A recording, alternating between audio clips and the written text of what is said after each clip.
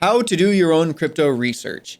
In this video, I'll show you the steps that I go through when doing my own research on a given crypto project. I'm Josh Cross from Coin Academy, where we clarify the noise of crypto through education and entertainment. We've got explainers, educational videos, and interviews with new videos coming out every week. So make sure to subscribe down there below so you get the most out of this bear market and you don't miss out. Now, before we jump in, I just want to be extra clear that this is my process and isn't financial or investment advice of any kind. I hope you take the information that is helpful to you and apply it to your own strategy, because that's kind of the whole point of doing your own research. If you actually do your own research and you form your own opinions, you'll be less emotional about market swings and less susceptible to FUD and FOMO, making you a more successful investor. Now let's get right into it. Our first checklist point is the problem and vision. The best projects solve hair on fire problems. These are problems that are as severe and urgent as your hair being on fire, or at least, something severe. The kind of problems that when people talk about it, they get emotional, like sending money abroad and losing huge amounts to remittance companies, or trying to figure out the nightmare UX to make money in DeFi without getting scammed. All right, guys, our last play to earn scam was a huge success. Great work, everybody. But this time we should do something different because the community is starting to catch on. Any ideas, Chad? What if we make a cryptocurrency that pays users every time they eat something, and we build it on Solana with NFTs? We call it Eat to Earn or whatever. Chad, you're a damn genius, and I wish I had 10 more like you. Let's get this token launched and fork our staking and yield farming NFT contracts right away. Cool. But I want to be anonymous this time. The last thing I need is CoffeeZilla making a video about me again. Please don't invest in any project offering Eat to Earn. When we're researching a project, we need to ask, are they solving a legitimate problem, or are they building a solution in search of a problem that doesn't exist? So which projects are you interested in that are solving the biggest problems? Let us know in the comments, and let's move on to checklist point 2. Before we jump in too quickly into our research, we should consider the structure of the project we're looking at. Is it a decentralized protocol? Is it a company? Is it a DAO? Is it a company on track to become a DAO or a protocol? The underlying structure of a project not only sets our expectations, but also we need to consider it when we go through our other checklist items. If the company claims to be decentralized, and yet the team has 20% or more of the token allocation, that's a huge red flag. If the protocol is decentralized already, but they're still really early in development and their lack of leadership is holding them back, that's another red flag kind of from a different angle. So we just looked at how the structure relates to the team, the tokenomics, and the development. Super important to consider as we continue. In the DYOR course, I'll cover projects whose structure is well matched to their vision and some that are less so. But if you have your own ideas here, feel free to share them in the comments, and let's move on to our third checklist item. I can't stress enough how important it is to understand the tokenomics of a project before investing in it. There are several important questions we need to ask here. What is the purpose of the token? Is the token an essential part of the protocol, or is it a token that was created to fundraise and now it's in search of utility? Another way to think about this is, if there was no token, would it make a meaningful difference to their product? And beyond that, what would cause net positive demand for the token? In other words, why would thousands or tens of thousands or more people buy the token after you do, driving the price up? Also, how does the token capture value in the project? Meaning, if the project is wildly successful, will that success translate into a higher token price? It doesn't always happen, so we really need to think about this. Tokenomics will be a major section in the course because it's so important to understand, and there are so many different token models. But that's beyond the scope of this video, so let's move on to the next item on our checklist. Next on our checklist is the team. How transparent is the project about their team? How much information on the team is openly available? Does the team have previous startup experience and industry experience? Do they include links to the team's LinkedIn or Twitter or Facebook pages? And if we're on their LinkedIn, we want to look for recommendations from credible sources.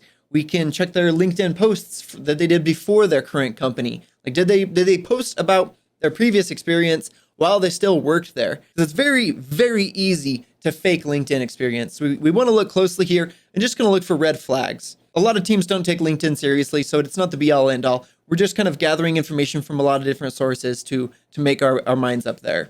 Beyond all that, has the team done video interviews or AMAs? These are a really great way to see that the team is not only willing to put their faces out there, but you can tell a lot by a founder by how they handle themselves in a video format. If you can't find good information here, reach out to the team directly through their socials and gauge their responses there. Many smart investors focus on teams over any other aspects of a company, so really do your due diligence here. Now, once we're confident in the team, let's look at the community. Social analysis is important because the public perception of a project is a major factor when it comes to its success. So let's look at their socials and see what people are talking about. You want to be looking for red flags like a lot of FUD, a lot of sock puppets or bots on their socials, or just generally negative sentiment about the project. So we want to check their Twitter to see if the comments look like they're coming from mindless bots or just the same few people commenting on every post. Let's check their Discord and Telegram to see how well they communicate with our community, especially how well do they respond to questions and criticism and whatever other socials they have to get a gauge of the community's opinion. Ideally, we want to see thoughtful but challenging questions coming from community members, with teams responding with understanding and clarity. Community analysis is especially important in games because games obviously can't succeed without a strong community. And I think it's also important to note that the best gaming communities talk about the game a lot more than the token. Games that try to be good investments first and put a good game as being secondary are doomed to fail. And the ones that succeed will have a great game with way more players than investors. And that's a really important thing to understand. Way more players than investors. If you like what we see in the community, let's move on to our sixth checklist item, their development. Now, development is a tricky one to consider. The question is, how far along are they in solving their problem? How clearly do they share their development progress? On the one hand, the further along they are in development, the more valuable a project is, right? However, it's not always the case because early on, the market cap of a project is determined by how valuable people think it will be sometime in the future. And in times of hype, not necessarily now, but in times of hype, people tend to overestimate value, buying up tokens and launching the price to the moon. When this happens, a project can have solid development, but can still disappoint their community of holders because they had unrealistic expectations, leading to a dump after they go live. However, if we're investing in the long term, we need to look past the short-term speculation and look at how a project will gain adoption. And adoption only comes after development. Now, our seventh checklist item is timing. What is there to look forward to in the near term, in the midterm, and in the long term? Consider these alongside your personal time horizon and your personal investing strategy. There are a few ways to go about this. The first and most recommended method for retail investors is dollar cost averaging, where you just buy small amounts every week or whatever time frame you choose, regardless of the price. And if you believe in a project long term and you don't have the time or the mental bandwidth to day trade, then dollar cost averaging is an excellent choice. But this is not the only choice. There's also the option to use technical analysis to determine probabilities and follow chart patterns derived from price and volume. But I'm not going to get into that in this video because I'm not a TA guy and I don't pretend to be. What I do is I dollar cost average, kind of weighted towards the roadmap, buying more when the price is low and then taking profits when price spikes. By keeping an eye on development and upcoming events, what I think works well is adding more heavily to positions either before the price pumps or after it dumps. Ideally after the price dumps and then goes sideways for a while. But I never buy a token as it's going parabolic. You don't chase the highs. Now, a big disclaimer when it comes to timing, we can talk about the best strategies all we want in theory, but it's a very difficult thing to do when emotions are involved. And when money is involved, emotions are involved. And if you're not careful, you can lose everything. So be super mindful of that. Now we have one more checklist item to consider when doing our own research. And in a way, it's the culmination of all these other aspects. And that's competitor research. Before investing in anything, it's important to understand who their top two competitors are. Because maybe we should invest in a competitor instead. So do a quick overview of them using the framework we've already considered. How do they compare? Who has the best team, the best community, the furthest development, and the most adoption? If the project you're looking at isn't in the lead in terms of users, development, or adoption, what makes you think they'll be able to overtake the competition? Or what makes you think that the market is big enough for both of them to succeed? What edge do they have? What moat do they have around them that will protect them from future competition? The very best projects have something very important, something that can make them untouchable, something that gives them 90% of the market share and leaves maybe 10% for all their competitors to fight over. And that's called network effects. Network effects, also called Metcalfe's law, occur when each new user added to the network improves it for everyone that's already there. And in doing so, it makes it much harder for other networks to compete. Like, what is Airbnb's largest competitor? I don't know, because they're tiny by comparison, and they have their work cut out for them when it comes to competing. And that's the kind of network effects and moat that we want to see.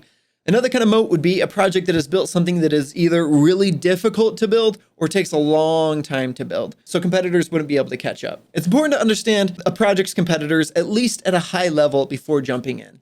Now, once we've looked at these 8 checklist items, we should have a clear view of the project and whether or not it's a good fit for investing thesis. Before buying anything though, it is important to make sure you have your own security locked down. What we don't want to get is a situation where we do all this research and we make excellent investing choices, we make a bunch of money, and then we lose it due to poor wallet management or clicking on a phishing link. So check out this video that I did on security if you haven't yet. There's probably information on there that you haven't considered. And if you have, that's awesome. I hope you've implemented the practices there. Anyway, I hope this video has been helpful for you. As I said, I'm making a full-on course covering the topic of doing your own research with more in-depth videos on each of these 8 checklist points and more. With each checklist item, I'll share a few projects that I think really excel in that category. Which projects have the best tokenomics, which projects have exceptional communities, which have outstanding teams, which dominate their competitors. I'll be sharing my findings and more, so be sure to subscribe and keep an eye out for that. This bear market is the best time we have to find these gems and make accumulation plans, so let's get the most out of it. As always, thank you so much for watching, and if you have any questions or checklist items you think I missed, or projects that you think excel in one or more of these categories, do share them in the comments below, and like and subscribe while you're down there. Thanks so much for watching, and keep learning.